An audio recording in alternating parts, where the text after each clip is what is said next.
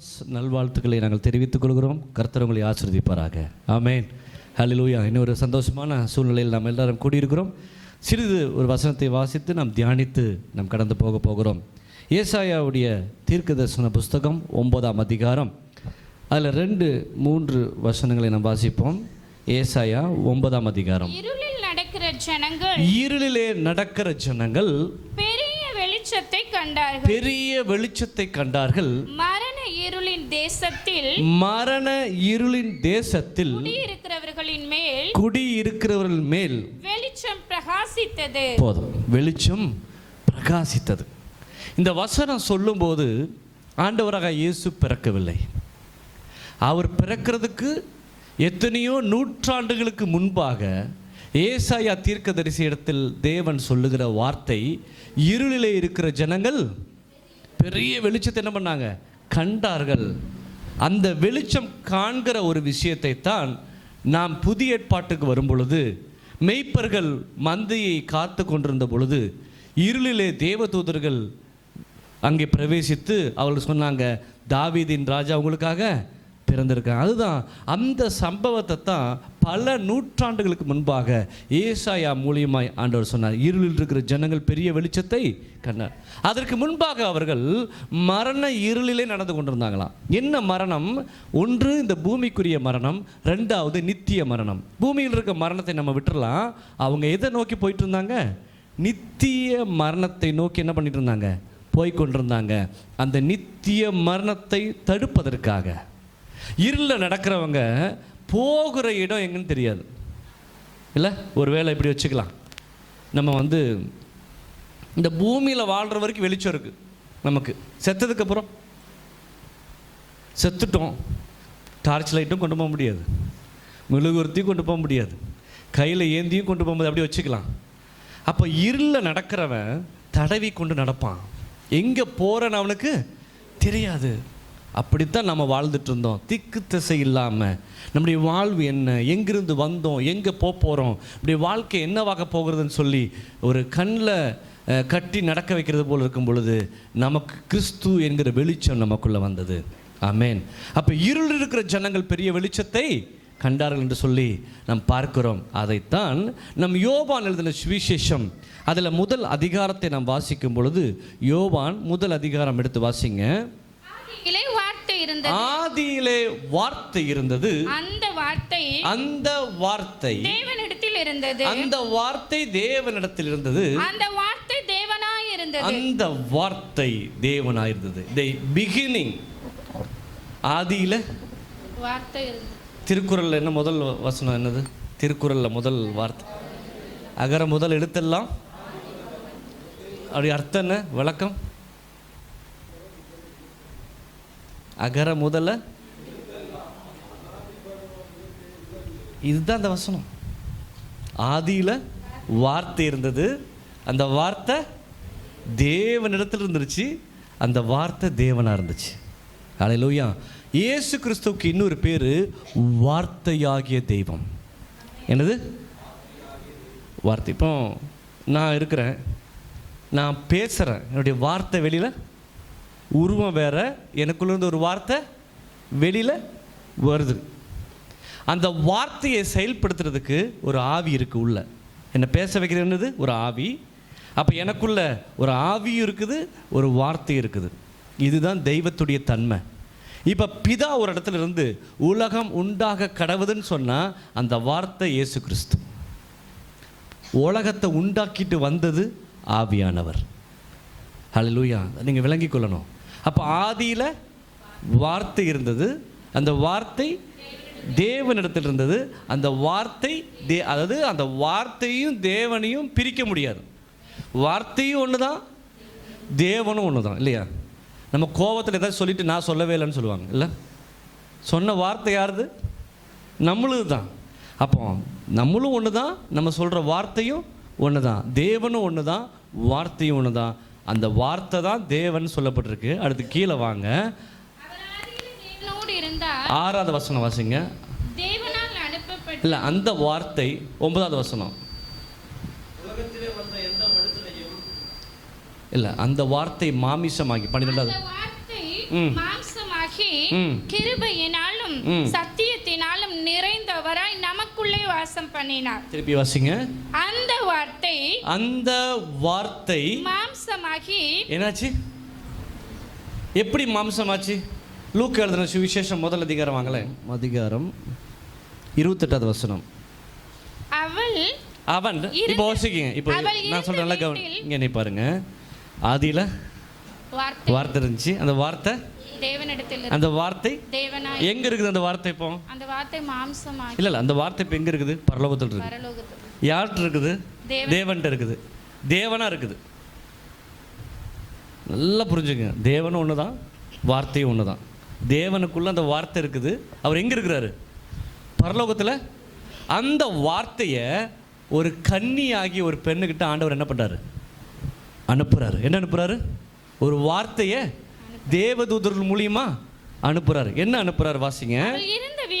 அவள் இருந்த வீட்டில் தேவதூதன் பிரவேசித்து கிருபை பெற்றவளே வாழ்க, கிருபை பெற்றவளே வாழ்க, கர்த்தர் உன்னுடனே இருக்கிறார், கர்த்தர் உன்னுடனே இருக்கிறார், ஸ்திரீகளுக்குள்ளே நீ ஆசீர்வதிக்கப்பட்டவள் என்றான். ஸ்திரீகளுக்குள்ளே நீ ஆசீர்வதிக்கப்பட்டவள்.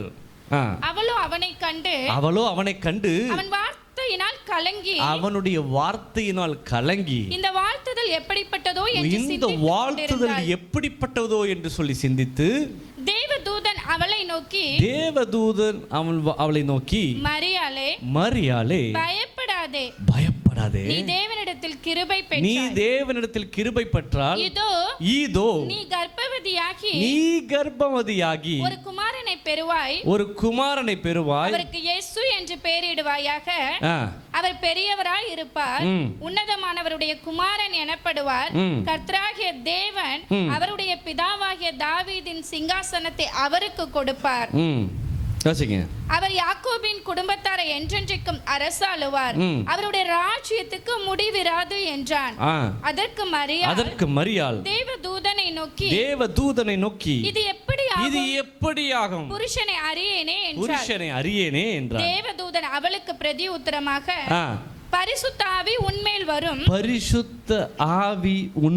வரும், உன்னதமானவருடைய பலம் உன்மேல் நிழலிடும்,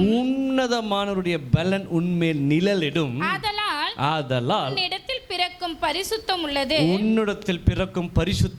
தேவனுடைய குமாரன் எனப்படும். இது இப்படியே வச்சுக்கோங்க. அந்த வார்த்தை என்னாச்சு?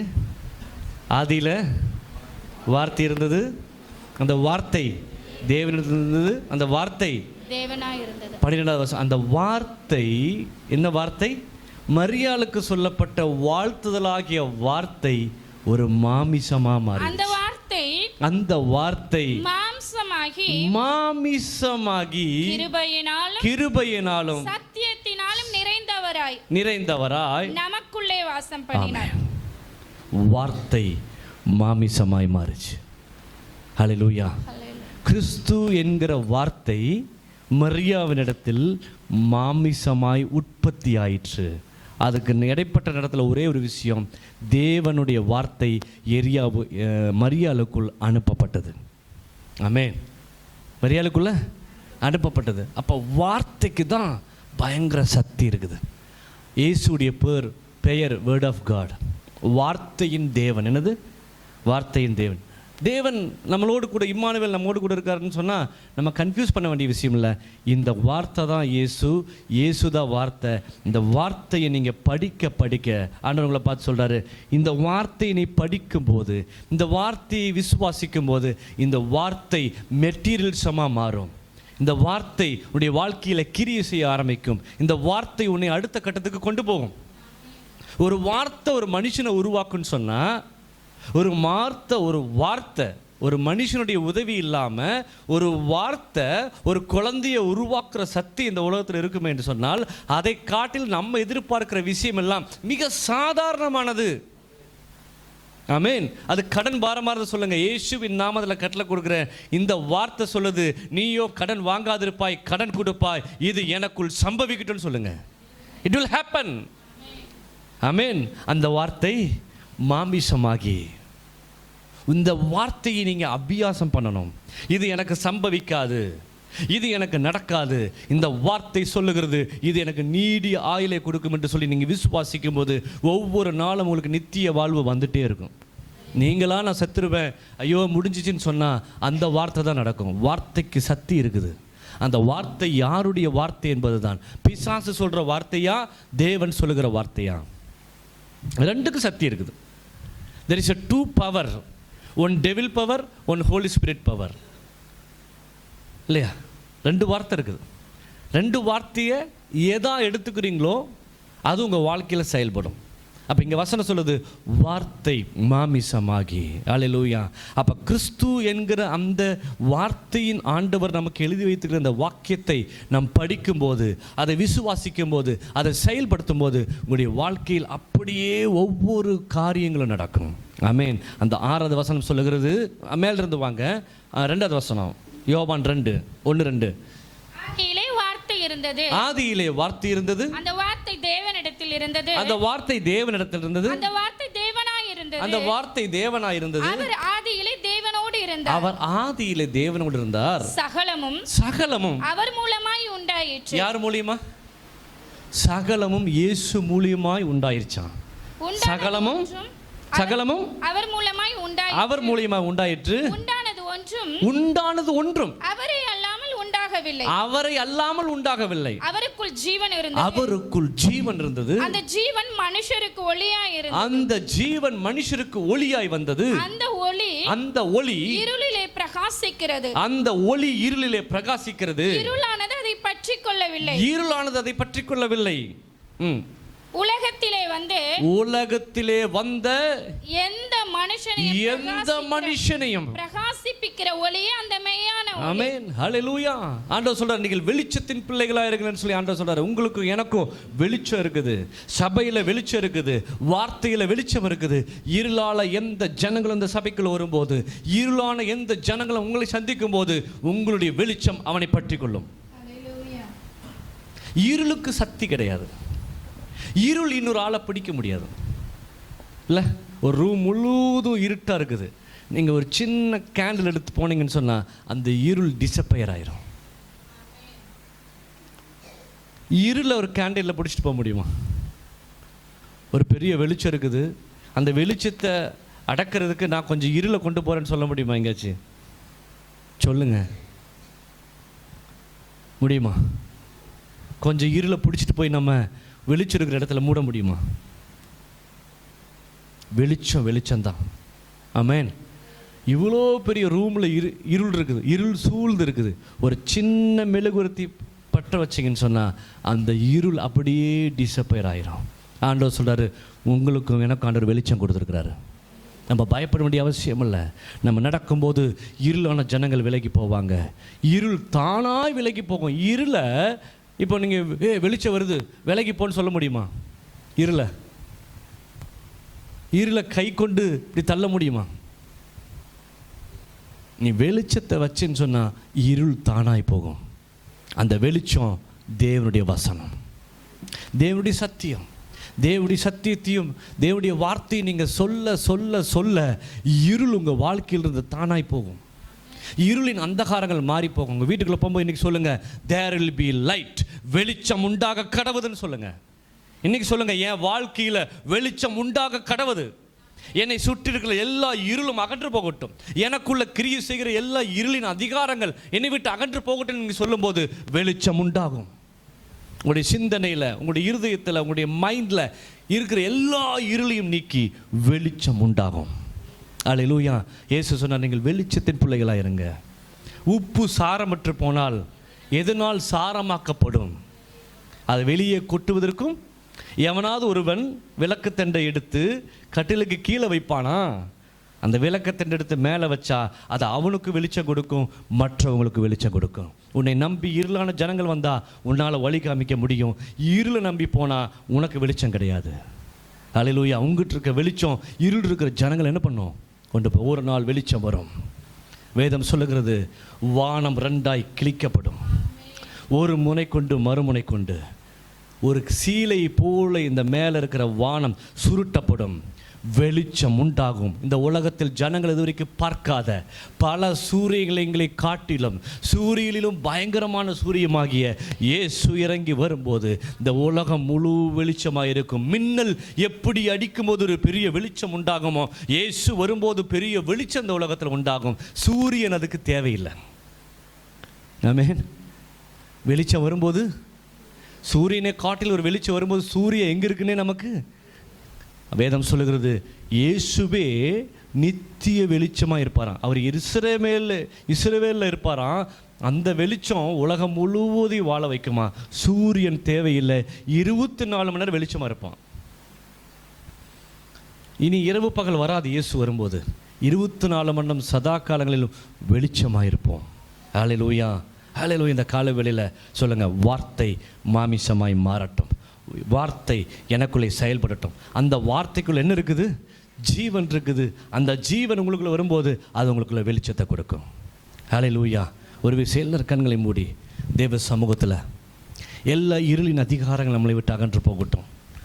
வெளிச்சம் உண்டாக கடவுளும், வெளிச்சம் உண்டாகட்டும் என்று சொல்லி நாங்கள் கட்டளை கொடுக்குறோம்.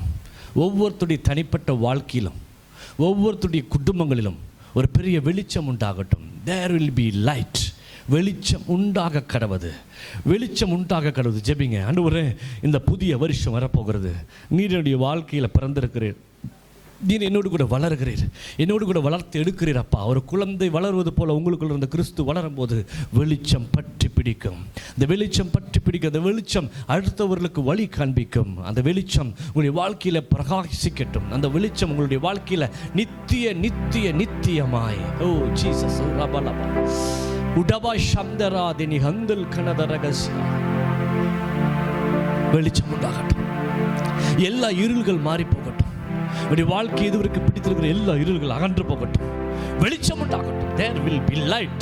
ரகசியாலபோ லகத ரகசியா. இந்த கிறிஸ்துவத்தோடு, இந்த கிறிஸ்துமஸோடு ஒரு புதிய மாற்றம் எல்லாருடைய குடும்பத்தில் நடக்கட்டும். ஒரு பெரிய வெளிச்சம் உண்டாகட்டும். குழந்தை இல்லாதவர்களுக்கு ஆண்டவர் சொல்லுகிறாரு, அந்த வார்த்தை மாமிசமாகி நீ வார்த்தையை விசுவாசிக்கும் பொழுது, அந்த வார்த்தையை படிக்கும் போது, அந்த வார்த்தையை நம்பும் பொழுது, அந்த வார்த்தை மாமிசமாகி உனக்குள்ள புறப்பட்டு வரும். அந்த வார்த்தை உனக்குள்ள உற்பத்தி ஆகும். உடைய வயிற்றில் ஒரு குழந்தை உண்டாவதற்கு நீ ஒண்ணுமே செய்ய வேண்டாம். வார்த்தை, வார்த்தை, வார்த்தை, வார்த்தையாகிய இயேசு, அது தேவனிடத்தில் இருந்தது, அது தேவனாய் இருந்தது. தேவனிடத்தில் உனக்கு சொல்லப்பட்ட எல்லா தீர்க்க தரிசனங்களும், எல்லா தீர்க்க தரிசன வார்த்தைகளும் உனக்குள்ள புறப்பட்டு வரும், உனக்குள்ள புறப்பட்டு வரும். அது வார்த்தை, அது மாமிசமாகி உடைய வாழ்க்கையில் அடுத்த கட்டத்துக்கு கொண்டு போகும், முன்னோக்கி கொண்டு போகும். எல்லா தடைகளை ஆண்டவர் உடைப்பார். உடலா ரகத ரகசியாதன. இந்த காலை வேளையில இவங்களுடைய வாழ்க்கையில் இருக்கிற எல்லா இருள்கள் இயேசுவின் நாமத்தினால இந்த காலை வேளையில மாறி போகட்டும், மாறி போகட்டும், மாறி போகட்டும். திருமண தடைகள் அகன்று போகட்டும் இயேசுவின் நாமத்தினால. ஓ ரீபா ஷகலா, பிசினஸ் தடைகள் அகன்று போகட்டும். வெளிச்சம் உண்டாகட்டும், வெளிச்சம் உண்டாகட்டும். There will be light in every area, every princess, Riga, Maragada, Ulkara, Dagara ரகசியாதன. எல்லா அந்தகாரங்கள் அழியட்டும், எல்லா அந்தகாரங்கள் அழியட்டும் இயேசுவின் நாமத்தினால, இயேசுவின் நாமத்தினால, இயேசுவின் நாமத்தினால. யாஸ் இல்ல பலமாய், பலமாய், பலமாய்.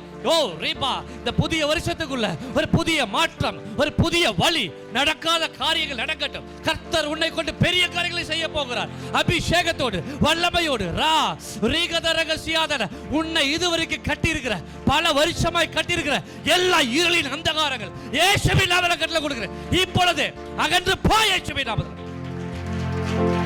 அகன்று போ.